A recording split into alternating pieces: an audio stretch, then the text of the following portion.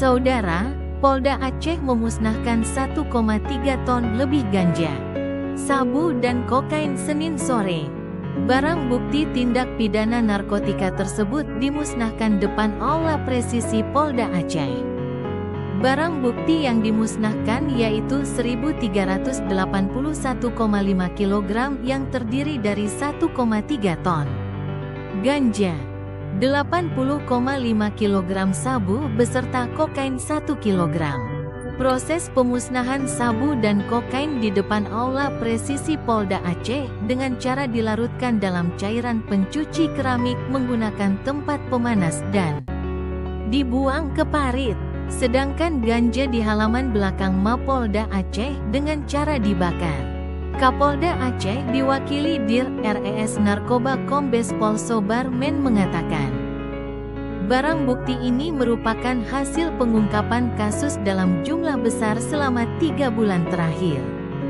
Penindakan tersebut dilaksanakan dari hasil kerjasama Dir RES Narkoba Polda Aceh, BNNP Aceh, Bea Cukai, Polresta Banda Aceh, Polres Aceh Timur, Sabang, dan Polres Gayo Lues. Adapun yang diamankan saat ini adalah 22 tersangka yang seluruhnya laki-laki. Hari ini baru saja tadi kita laksanakan rilis sekaligus pemusnahan barang bukti, ya. Jadi barang bukti yang kita musnahkan secara periodik.